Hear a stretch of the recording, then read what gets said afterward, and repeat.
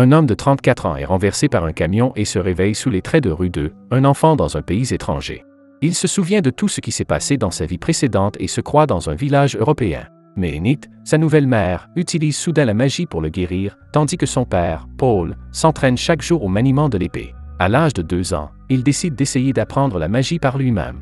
Il trouve un livre sur le sujet, met 1 an à apprendre à lire et découvre qu'il peut utiliser la magie sans sort, en s'aidant de sa connaissance des jeux vidéo. Il décide qu'il est temps d'essayer la magie intermédiaire, détruisant accidentellement une partie de la maison. Ses parents engagent Roxy comme tutrice, qui n'est pas très enthousiaste à l'idée d'enseigner à un si jeune garçon, mais elle découvre qu'il est capable de lancer des sorts en reconnaissant son potentiel. Rue 2 se souvient d'être mort pour sauver un enfant, c'est peut-être sa 2e chance dans la vie. Au bout de 6 mois, Rue 2 est capable d'utiliser la magie intermédiaire sans problème. Lors d'une leçon, il découvre que Roxy est un démon. Il existe une race de démons, les super, les plus redoutés depuis 400 ans. Parfois, ses cheveux deviennent verts, comme ceux des super. Après 1 an et demi, il fête son 5e anniversaire.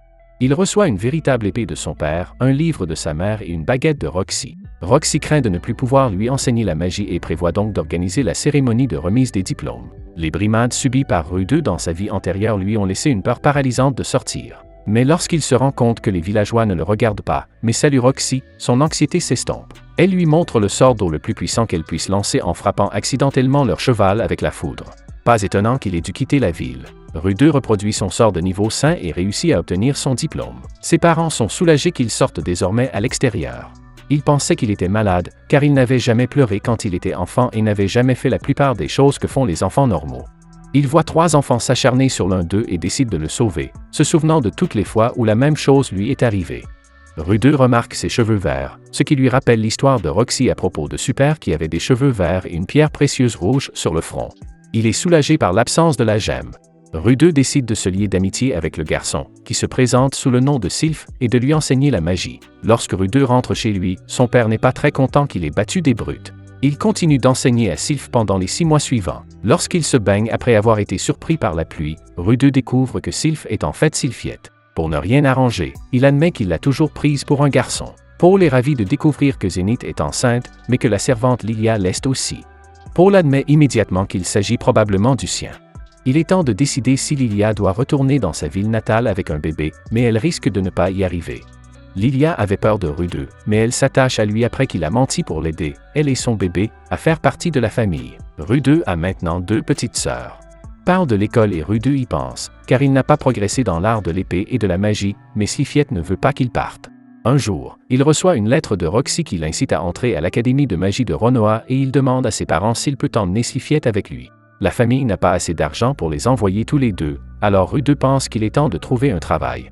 Peu après, une amie de la famille, Ghislaine, arrive et Paul finit par assommer Rue 2. Il se réveille dans une charrette avec Ghislaine, sans savoir ce qui se passe. Elle lui jette une lettre écrite par son père. Apparemment, il sera envoyé pour enseigner la magie à un autre enfant pendant les 5 prochaines années. La lettre lui dit également de ne pas retourner chez lui et de ne pas contacter Sylphiette, car elle entrave son développement. Arrivé à Roa, il rencontre Philippe Borrea-Grera, le maire et cousin de son père. Il apprend qu'il devra enseigner à la fille de Philippe, mais celle-ci le bête lors de leur première rencontre. C'est pourquoi personne ne veut lui enseigner la magie. Rue 2 élabore alors un plan pour organiser un enlèvement et montrer à Eri à quel point la magie peut être utile. Les kidnappeurs sont un peu trop bons dans leur travail. Les 2 s'échappent et retournent auprès de Roa, bien qu'il s'avère que l'enlèvement n'était pas un simulacre comme prévu. Après qu'il a sauvé au lieu d'accepter le pot de vin des bandits, elle accepte à contre-cœur qu'il soit son tuteur. Ghislaine les entraîne à l'épée, tandis que Rue 2 leur apprend, à Eri et à elle, à utiliser la magie, à lire, à écrire et à calculer. Peu de temps après, Eri recommence à faire des siennes. Rue 2 décide alors de lui donner un jour de congé de temps en temps et ils se rendent tous en ville. Un marchand tente de lui vendre un aphrodisiaque, tandis qu'il essaie de calculer le prix du marché des produits génériques et de le convertir en yens. Après qu'Eri a refusé de lui acheter un livre, Rue 2 décide de lui donner de l'argent de poche. La jeune fille commence enfin à être attentive en classe après avoir bénéficié d'heures de repos régulières et elle lui achète un cadeau avec son nouvel argent de poche. Le 10e anniversaire d'Eri approche à grands pas. En tant que noble, elle doit apprendre à danser.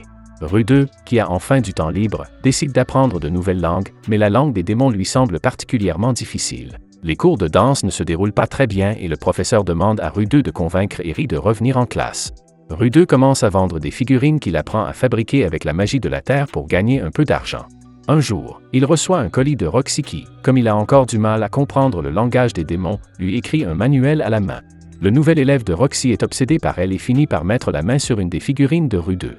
Lors du 10e anniversaire d'Eri, la jeune fille se ridiculise lors de sa première danse. Rue 2 intervient et utilise son entraînement à l'épée pour faire danser la jeune fille. Rue 2 offre des baguettes à Eri et à Ghislaine, bien qu'elle soit plus enthousiaste à l'idée de recevoir une bague de Ghislaine. Il interrompt accidentellement son grand-père, Soro, avec une servante. Il lui montre un orbe rouge géant dans le ciel, mais lui dit de ne pas s'inquiéter. Avec le temps, l'orbe ne fera que grossir. Rue 2 écoute les préparatifs de la fête surprise organisée pour son 10e anniversaire. Il apprend pourquoi ils ne peuvent pas rendre sa présence publique. Il ne s'agit pas de la réputation de Paul, mais de son nom. Ils ont rassemblé les meilleurs matériaux du royaume pour fabriquer un bâton pour son anniversaire. Il est déçu que sa famille n'ait pas pu venir et il découvre qu'il y a une augmentation de l'activité des monstres ces derniers temps. La mère d'Eri s'écrie qu'elle va l'adopter. Non, il doit épouser sa fille. Philippe explique que ses enfants ont été adoptés par son frère et que sa femme l'a détesté jusqu'à présent, mais s'il le veut, Philippe s'occupera du coup, tout ce qu'il a à faire c'est d'épouser Eri. Ce soir-là, Eri attend Rue 2 dans sa chambre, mais il va un peu trop loin et elle le chasse. Elle lui pardonne et lui promet d'attendre son 15e anniversaire. Dans sa ville natale, son père est occupé à combattre des monstres tandis qu'un étrange nuage de mana apparaît dans le ciel. Rue 2 emmène Eri et Ghislaine hors de la ville pour leur montrer son sort le plus puissant en utilisant son nouveau bâton lorsqu'ils sont attaqués. Il s'agit d'un certain Almanfi, prétendument envoyé par le héros légendaire Pérugius Dola pour trouver la source de la perturbation. Ghislaine lui révèle qu'il est un roi de l'épée tandis qu'elle protège Rue 2 et se porte garante de lui. Soudain, un gigantesque éclair bleu se produit et Rue 2 s'accroche à Eri alors qu'ils sont enveloppés. Rue 2 se réveille dans un espace étrange sous l'apparence de son passé. Une mystérieuse figure blanche se présente comme étant Dieu et lui propose de l'aider après l'avoir observé pendant un certain temps. Rue 2 est soulagé de découvrir qu'il est toujours en vie dans le nouveau monde et qu'il n'est pas mort à nouveau. Il est maintenant coincé sur le continent démoniaque. Le Dieu lui dit que lorsqu'il se réveillera, il y aura un homme et qu'il devra l'aider quoi qu'il arrive. Lorsqu'il se réveille, il trouve un homme aux cheveux verts avec quelque chose de rouge au milieu du front. Se présentant comme Rugère Superdia, il jure de protéger les enfants et de les aider à rentrer chez eux. Eri se réveille terrifiée en le voyant, mais au bout d'un moment, elle est convaincue. Il tombe sur un village, mais les enfants sont trop méfiants et les empêchent d'entrer. Rugère les convainc de parler au chef, ce qu'il fait par télépathie. Lorsque le chef remarque le collier que porte Rue 2, il prononce le nom de Roxy. Apparemment, Roxy est sa fille, mais il ne l'a pas vue depuis 20 ans. On les fait entrer dans le village et ils expliquent comment ils sont arrivés sur le continent démoniaque. Le chef craint que Rugère ne les escorte, car les supers ne sont pas autorisés à entrer dans les villes. Il se met en colère lorsque Rue 2 lui demande s'il est vrai qu'ils ont trahi leurs alliés pendant la guerre. Rugère explique que le dieu démon Laplace a donné à sa tribu des lances maudites pendant la guerre, il y a 400 ans. Il a transformé les supers en meurtriers de sang-froid qui, dans leur folie, ont massacré leur propre famille. En tant que chef de la tribu, il est de son devoir de les innocenter. Rue 2 promet de faire tout ce qui est en son pouvoir pour les aider. Eri est ravie de ne plus être impuissante et elle utilise l'épée que les parents de Roxy leur ont donnée pour les aider à avancer. Mais leur joie s'évanouit rapidement lorsqu'ils découvrent la sécurité de la première cité démoniaque qu'ils atteignent. Ils sont à la recherche de Dead End, qui s'avère être le surnom de Rugère. Rue 2 a l'idée de se teindre les cheveux en bleu et de lui donner le collier de Roxy pour se déguiser en membre de la tribu Migurdia. Il décide de rejoindre la guilde des aventuriers pour gagner de l'argent. Rue 2 pense que s'il commence à faire de bonnes actions sous le nom du groupe Dead End, la nouvelle se répandra, diminuant les craintes des gens à l'égard du super. Il est à nouveau visité en rêve par le dieu qui lui dit d'accepter la mission de rang inférieur de retrouver un chat perdu. Le lendemain, grâce à son 3e œil, Rugère trouve facilement l'endroit recherché. Le chat est un peu plus gros que prévu. Les kidnappeurs de chats sont facilement capturés grâce à la magie de terre. Avant d'obtenir des réponses, Rugère en décapite un après avoir donné un coup de pied à Rue 2. Ils discutent de la possibilité de tuer des gens sans se soucier de leur méchanceté, puisqu'ils essaient de donner une bonne image d'eux-mêmes. Les autres kidnappeurs expliquent qu'ils sont des aventuriers qui attendent que quelqu'un publie une offre pour leur rendre leurs animaux et qu'ils touchent une récompense. Au lieu de les tuer, Rue 2 décide de profiter du rang plus élevé des kidnappeurs dans la guilde pour obtenir des missions plus difficiles. Roxy se rend à Roa pour chercher Rue 2. Pendant ce temps, le groupe cherche un mystérieux monstre qui erre dans une forêt. Il voit un groupe de 3 démons se disputer avec un autre groupe. Ils semblent tous être à la recherche de la même bête. Alors qu'ils la cherchent, Rugère arrête le groupe parce qu'il s'inquiète pour les garçons démons et ils acceptent de les suivre pour les mettre en sécurité. Rue 2 empêche Rugère d'intervenir à nouveau lorsque le groupe est attaqué par 2 monstres à la fois, pensant qu'il vaut mieux les sauver et améliorer leur image. Mais l'un des enfants démons est immédiatement tué. Rugère reproche à Rue 2 d'avoir laissé mourir un enfant, même si les autres démons le défendent en acceptant la faute. Ce n'était pas à eux de les sauver. Après avoir accompagné les garçons jusqu'à la lisière de la forêt, ils entendent le bruit d'un autre monstre et trouvent un autre groupe mort. Il est trop tard pour les sauver, mais ils vengent leur mort en tuant le serpent géant. De retour en ville, l'un des membres de la guilde les dénonce pour avoir collaboré avec un autre groupe afin de prendre en charge des tâches plus difficiles et les fait chanter. S'apercevant que Rude est sur le point de perdre la tête et de tuer l'aventurier pour protéger Eri, Ruiger lave la teinture de ses cheveux et menace le maître chanteur. Après avoir été découvert, il quitte rapidement la ville avant que les gardes ne l'attrapent parce qu'il est un super. Les trois se rencontrent dans la banlieue et Ruiger admet qu'il a enfin compris ce que Rude a essayé de faire et qu'il reconnaît en lui un guerrier. Les trois décident de se réunir et se dirigent vers la côte tandis que Roxy et deux anciens compagnons de voyage de Paul arrivent en bateau à la recherche de survivants. Dans la dernière saison, une catastrophe s'est produite dans la ville natale de Rude. Tous les habitants ont été téléportés au hasard sur d'autres continents. Sylphiette, l'amie d'enfance de Rude, a eu la malchance d'être téléportée au-dessus du palais royal du royaume d'Azura. Elle tomba directement du ciel et en dessous d'elle se trouvait la cour de la princesse Ariel. Ariel est en train de prendre son thé lorsqu'un monstre arrive à l'improviste dans sa cour. Le monstre tue l'un des gardes et un autre qui s'avance pour combattre est rapidement vaincu lui aussi. Heureusement, Sylphiette tombe directement sur la tête du monstre et l'écrase à mort. Elle n'est donc pas gravement blessée et tombe juste dans le coma. Lorsque Sylphiette se réveille, elle se rend compte que sa ville natale a été détruite par la catastrophe. Ariel est reconnaissante à Sylphiette d'avoir tué le monstre et la recueille. Ariel demande à Sylphiette de mettre des lunettes de soleil pour cacher son identité originale et de rester à ses côtés en tant que garde du corps. En tant que princesse du royaume d'Azura, Ariel a le droit d'hériter du trône comme son frère aîné. C'est pourquoi son frère, le prince du royaume, a essayé de tuer Ariel pour l'empêcher de concourir pour le trône. Ariel doit trouver un moyen de se protéger au palais. Ariel est la fille de la reine, alors que la mère du prince n'est qu'une concubine du roi. La lignée d'Ariel est donc supérieure, ce dont le prince est jaloux. Il a rassemblé de nombreux alliés parmi les ministres et les nobles, alors que beaucoup soutiennent encore Ariel. Les deux parties sont totalement incompatibles. Sylphiette n'est pas bien adaptée à la vie et aux conspirations du palais, et elle fait souvent des cauchemars. Heureusement, Ariel traite Sylphiette comme une amie et ordonne même de rechercher la famille et les amis de Sylphiette, bien qu'il n'ait trouvé aucune trace jusqu'à présent. Téléportés à travers le monde, ils sont difficiles à trouver. Pendant ce temps, le prince et le ministre complotent pour tuer Ariel. Par coïncidence, Ariel, pour montrer sa gentillesse à Sylphiette, l'invitait à coucher avec elle. Depuis le jour où Sylphiette a accidentellement sauvé Ariel du monstre, Ariel a pris Sylphiette comme ange gardien. Sylphiette a grandi avec un seul ami, Rude, et maintenant Ariel est son deuxième ami, ce qui la rend très heureuse. Elles s'endorment ensemble cette nuit-là. C'est alors que le prince ordonne à l'assassin d'assassiner Ariel. Sylphiette aperçoit rapidement l'assassin et le bloque immédiatement. En tant qu'elfe, Sylphiette possède un talent magique très puissant. Elle excelle dans la magie du vent et, comme Rude, elle n'a pas besoin de chanter pour lancer des sorts. Au cours de la bataille, Sylphiette est poignardée par l'assassin, mais elle le blesse également. Ariel est indemne, mais elle sait qu'elle ne peut plus rester dans ce palais dangereux et décide de partir étudier dans un autre royaume. Avant qu'Ariel ne parte, elle relève Sylphiette de ses fonctions afin qu'elle soit libre de retrouver sa famille et ses amis, mais Sylphiette sait qu'Ariel a besoin d'aide à ce moment-là et décide donc de rester avec Ariel pour la garder. Ariel quitte le royaume d'Azura avec Sylphiette et un garde. Pendant ce temps, Rude voyage au nord du continent à la recherche de sa mère. Depuis qu'Eri l'a quitté, il se sent déprimé. En chemin, il rencontre des aventuriers qui tentent de lui demander pourquoi il semble si perdu, mais Rude n'a pas vraiment envie de communiquer avec qui que ce soit, alors il garde le silence sur ces questions. Une aventurière au grand cœur avertit Rude que le nord est dangereux car les monstres y sont plus puissants qu'ailleurs. Elle demande ensuite à Rude pourquoi il vient dans le nord, mais ne reçoit pas de réponse. La compagne de l'aventurière, une archère, trouve Rude grossier et le réprimande, ce qui lui rappelle Eri et Rude se sent encore plus déprimé, mais face à l'archère qui ressemble tant à Eri. Rude finit par révéler qu'il est venu chercher sa mère, disparue dans la catastrophe. En apprenant cela, les aventuriers se taisent. Ils ont tous entendu parler de la catastrophe, ils ont donc beaucoup de sympathie pour Rude. Pour l'aider, ils lui présentent le nord. La partie septentrionale du continent est enneigée en permanence et la terre est très stérile, ce qui fait que la plupart des pays sont pauvres, à l'exception des 3 grandes nations magiques, qui sont des alliances et dont les citoyens sont très doués pour la magie. Par coïncidence, ils se dirigent maintenant vers les 3 grandes nations magiques. Peu après, ils arrivent à destination. Rude dit au revoir aux aventuriers et s'installe seul dans un hôtel. Il dépense beaucoup d'argent pour réserver une chambre à l'auberge pour un mois. Ensuite, il doit se rendre à la guilde des aventuriers pour effectuer quelques tâches afin de gagner de l'argent.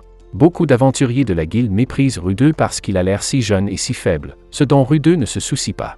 C'est alors que Rue 2 se rend compte qu'il doit se déconnecter de son ancienne équipe avant d'en créer une nouvelle. Son ancienne équipe était composée de Ruigère et d'Eri, mais il ne reste plus que Rue 2. Voyant Rue 2 seul, les aventuriers qu'il a rencontrés dans la calèche l'invitent à rejoindre leur équipe. C'est une offre intéressante pour Rue 2, qui ne connaît pas encore très bien le Nord. Leur première mission est de chasser les grizzlies. Tôt le lendemain matin, Rue 2 arrive à la porte de la ville et attend ses nouveaux partenaires. Rue 2 n'a pas fait équipe depuis longtemps pour chasser les monstres et, au début, il n'arrive pas à s'intégrer à l'équipe. Cela contrarie l'Archer, qui réprimande à nouveau Rue 2. Mais Rue 2 n'y voit aucun inconvénient, car cette réprimande lui rappelle Eri et l'époque où ils partaient ensemble à l'aventure. Ensuite, ils élaborent un plan de bataille, Rue 2 étant chargé d'utiliser la magie pour piéger les ours tandis que les autres lanceront des attaques. Rue 2 possède en effet de puissants sorts offensifs, mais il n'en parle à personne car il fait confiance au jugement de ses coéquipiers. Les plans se déroulent bien au début et il vainc rapidement un groupe de grizzlies. Mais à ce moment-là, Rue 2 sent quelque chose d'anormal. Il se rapproche du sol, écoute un peu et s'aperçoit qu'un groupe de monstres de niveau supérieur se précipite vers eux, mais il est trop tard pour qu'il le rappelle à ses coéquipiers. Les aventuriers commencent immédiatement à combattre les monstres. La bataille est si rude que de nombreux coéquipiers de Rue 2 sont blessés. En voyant ses coéquipiers se battre de toute leur force pour survivre, Rue 2 se réveille enfin de sa frustration et se souvient de la détermination qui l'a poussé à venir dans ce monde. Il s'avance et invoque une énorme boule de feu qui déclenche une puissante explosion, vainquant tous les monstres. Après la bataille, les coéquipiers de Rue 2 le remercient et Rue 2 est également reconnaissant envers ses coéquipiers. La bataille lui rappelle son rêve initial et il est déterminé à se réconforter. Ce soir-là, Rue 2 et ses nouveaux coéquipiers retournent à la guilde des aventuriers. Non seulement ils ont accompli la mission, mais ils ont aussi collecté des matériaux de plus haut niveau et gagné beaucoup d'argent. Les habitants ne les apprécient pas au début, mais lorsque le capitaine annonce généreusement que tout le monde sera invité à boire, ils changent d'avis. Ils célèbrent le succès de la mission en organisant une fête. De retour dans sa chambre, il décide de ne pas se laisser abattre par le départ d'Eri. Il veut travailler dur pour vivre dans ce monde, car il a encore sa famille et de nombreux amis, et de nombreuses missions l'attendent.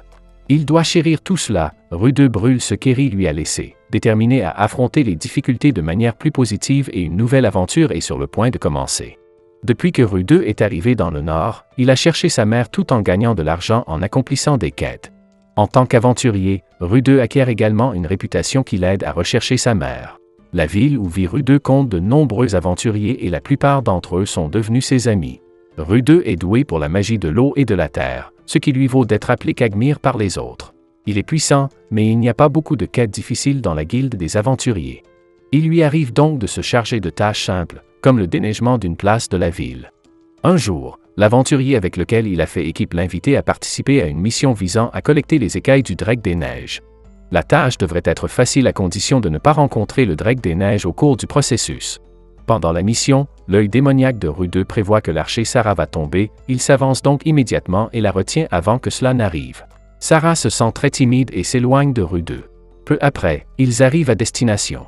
Heureusement, ils ne rencontrent pas de Drake des Neiges au début et Rue 2 pense que la tâche sera facilement accomplie, mais par la suite, un grand groupe de Drake des Neiges se précipite hors d'une grotte, ce qui oblige les aventuriers à réagir immédiatement.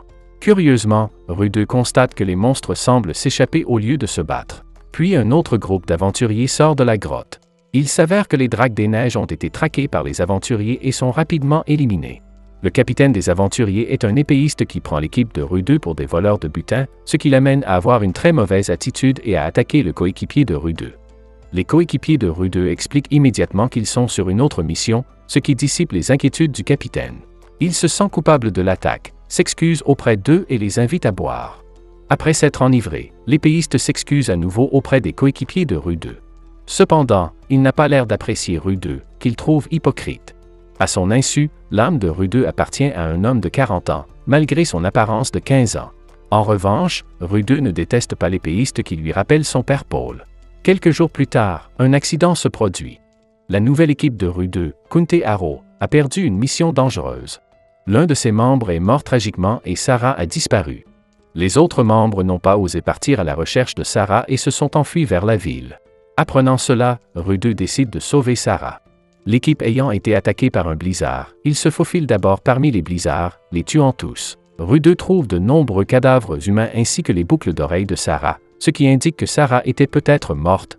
Rue 2 brûle les corps et alors qu'il s'apprête à partir, il découvre par hasard que Sarah n'est pas morte, mais juste piégée à l'intérieur d'un monstre ressemblant à un arbre. Il parvient à sauver Sarah et saute avec elle dans une rivière pour éviter l'attaque du monstre. Il se réfugie ensuite dans une grotte où Rue 2 aide Sarah à enlever ses vêtements mouillés et à les faire sécher. Elle se sent gênée, mais elle est reconnaissante à Rue 2 qui l'a sauvée à maintes reprises. Pendant les jours qu'ils ont passés ensemble, Sarah a déjà développé des sentiments pour Rue 2, qui a même risqué sa vie pour la sauver cette fois-ci, ce qui l'a poussé à l'aimer encore plus. Après avoir sauvé Sarah, Rue 2 se sent mieux. Alors qu'il était perdu à cause du départ d'Eri, Rue 2 se rend compte qu'il a encore beaucoup de choses à accomplir dans sa vie. De retour en ville, ils vont immédiatement rencontrer les coéquipiers de Sarah, qui sont très touchés et reconnaissants envers Rue 2. Pour Rue 2, ces aventuriers ont été les premiers à l'aider lorsqu'il est arrivé dans cette ville et ce sauvetage est son remerciement.